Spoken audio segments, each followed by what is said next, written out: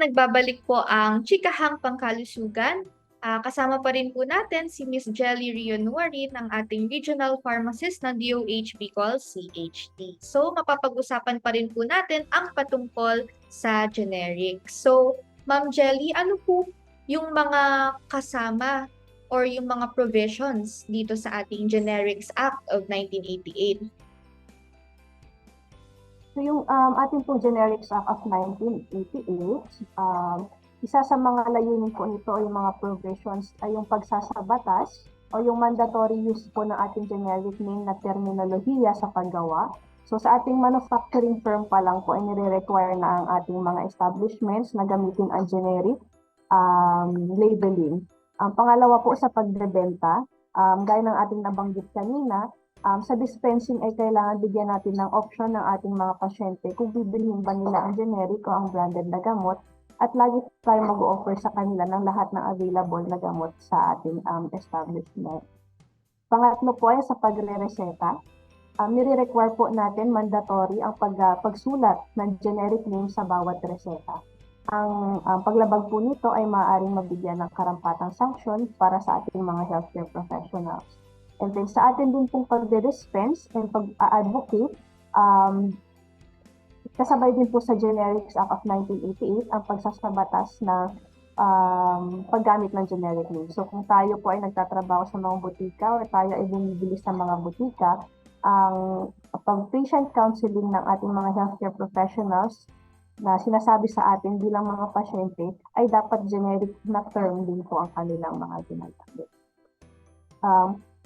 Dagdag na rin po dito, sa Generics Act of 1988, is layunin nito na magbigay ng adequate o sapat na supply ng generic na medicine sa ating market. So hindi lamang sa ating mga butika, kundi maging sa ating ospital at mga government facility kagaya ng RHU. So yan din po ay isa sa mga layunin ng ating generics. And pangatlo po, na pinaka-importante sa mga provisions natin, ay ang paggamit ng generic na gamot sa ating paggawa ng mga polisiya sa ating Department of Health or kagawaran ng kalusugan. Yan, thank you very much po, Ma'am Jelly. So, nalaman ko na bukod pala sa pagre-reseta nung sa gamot, kailangan talagang ilagay yung generic na name. So, importante din po pala yun. Ayan. So, bukod po dun, Ma'am Jelly, may nabasa din po kasi ako dito sa app na all medical and veterinary practitioners, including private practitioners, shall write prescriptions using generic name. So, hindi lang po pala sa tao, pati po pala sa vet, kailangan nito. Yun. So lahat po ng lahat ng healthcare professionals na nagre-reseta, doktor, lahat ng klase ng ating doktor, mga veterinaryo, maging dentista, ay nire-require sila ng pagsulat ng generic name sa kanilang mga reseta. Ayan. So, hindi lang pala sa tao, Ma'am Jelly, pati sa mga fur babies, sa mga pets natin talagang mas maano sila nung mapapangalagaan yung health nila. So, next question naman po tayo. Ano ang mga programa naman po ng kagawaran sa kaakibat nitong Generics Awareness Act?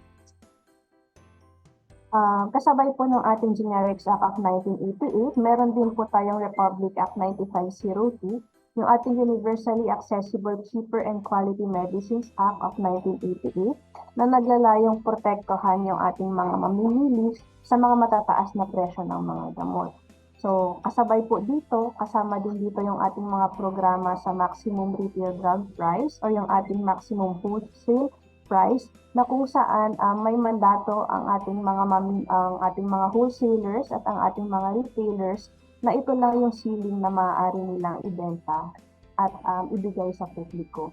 So, meron po tayong listahan nito, kasabay na rin po ng ating mga VAT-exempt na medicines, na pinoprotektohan ng ating mga mamimili sa matataas na markups o yung mga patong or tubo ng ating mga retailers at wholesalers. So,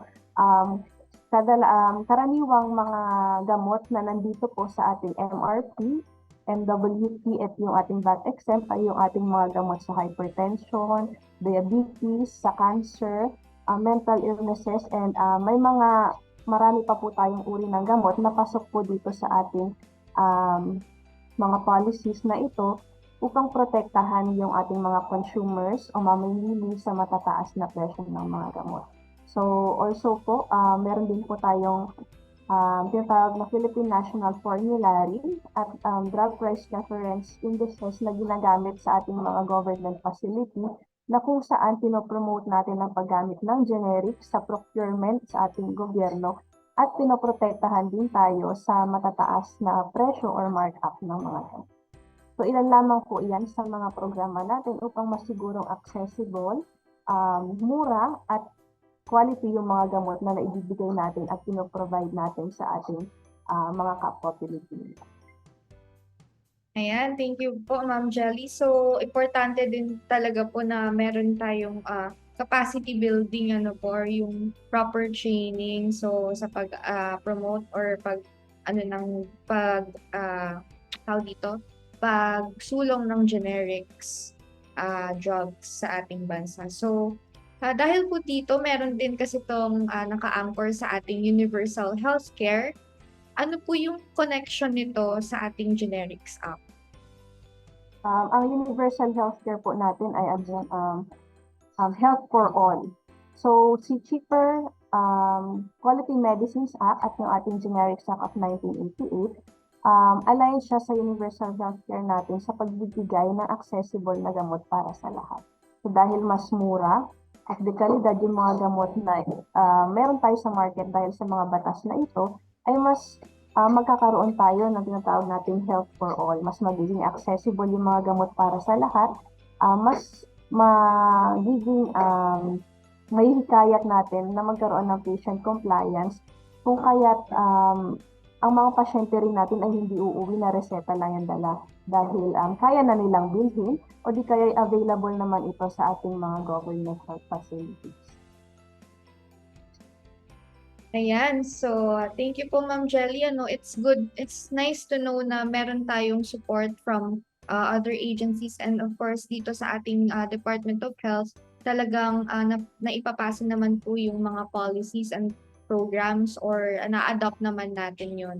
So bukod po doon, meron din tayong available na generics. I believe so sa ating mga health sector po sa RHU. Tama po ba, Ma'am Jelly? So, may mga available naman din po tayo. And of course, sa ating yung mga well-known na butika sa ating lugar. So, sana po ay mas strengthen pa yung promotion natin ng generic drugs dito sa ating rehiyon. So, siguro po, Ma'am Jelly, take-home message na lang po for our public. Kasabay po ng pagdiriwang natin ng ating Generics Act of 1988 ngayong Setyembre, lagi po nating tatandaan na ang ating mga generics na gamot ay kasing tibay din at kasing pareho lang ang binibigay na epekto nito sa atin, kagaya ng ang mga branded na gamot. Ang generic medicines ay sinusuportahan ng ating Department of Health dahil sa mga benepisyong binibigay nito. Benepisyong gaya rin ng branded na mga gamot at benepisyong na idudulot nito sa ating ekonomiya at financial na status ng ating mga mamimili. So, kung kaya't kasabay ng ating pagtangkilik sa generic medicines, atin din pong ipaalam sa iba, sa ating pamilya, kapitbahay, na ang mga generic na gamot ay kasing epektibo din ng mga branded na. Maraming salamat po. Ayan. So, once again, maraming salamat po, Ms. Jelly Rionwari, ng ating Regional Pharmacist of DOH Bicol CHD para po sa pag-share ng inyong kaalaman tungkol sa Generics Awareness Month. So, naway marami po tayong matutunan sa talk natin with Ma'am Jelly, and we hope na masupport po natin ang promotion ng generics na gamot dito sa ating rehiyon. So, that's it for our episode on Generics Awareness Month ngayong Chikahang Pangkalusugan. Maraming salamat po.